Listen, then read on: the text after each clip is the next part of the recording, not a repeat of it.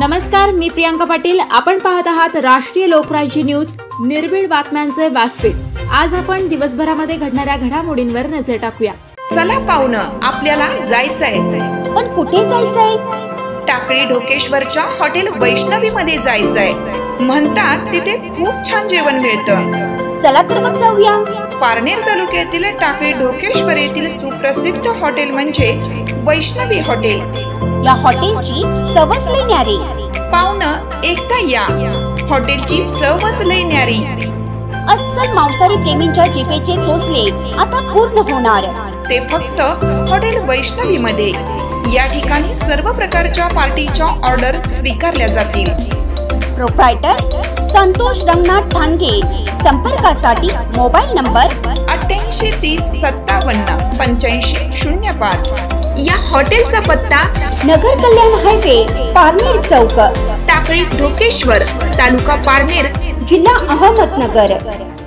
OBC बचाव आरक्षणास कळसकरांचा एकदिवसीय गाव बंदला उत्स्फूर्त प्रतिसाद।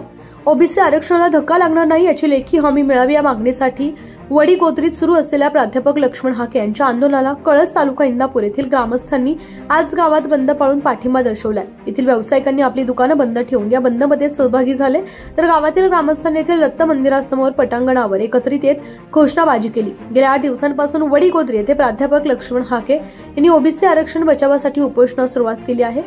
त्यांना महाराष्ट्राच्या कानाकोपऱ्यातून ओबीसी समाज बांधवांकडून पाठिंबा मिळतोय। याचाच एक भाग म्हणून येथील ओबीसी बांधवांनीही प्राध्यापक लक्ष्मण हाके यांचे हात बळकट करण्यासाठी त्यांच्या उपोषणास पाठिंबा दिलाय। कळस येथील रमेश खारतोडे, विजय गावडे, सुरेश खारतोडे, दादासाहेब खारतोडे, विनोद पोंतकुले, बापूराव पोंतकुले, नवनाथ सांगळे, विशाल खोमने, स्वप्नील पाटील आदी समाज बांधवांनी एकत्रित येत घोषणा दिल्या। ओबीसींच्या हक्काचं आरक्षण संरक्षण झालं पाहिजे, यासाठी शासनाने लवकर निर्णय घेण्याची गरज आहे, अन्यथा समाज बांधवांच्या माध्यमातून तीव्र आंदोलन केलं जाईल अशी प्रतिक्रिया यावेळी उपस्थितांनी व्यक्त केली आहे। दरम्यान पाठिंब्याबाबतचं निवेदन वालचंद नगर पोलीस ठाण्याला देण्यात आलंय।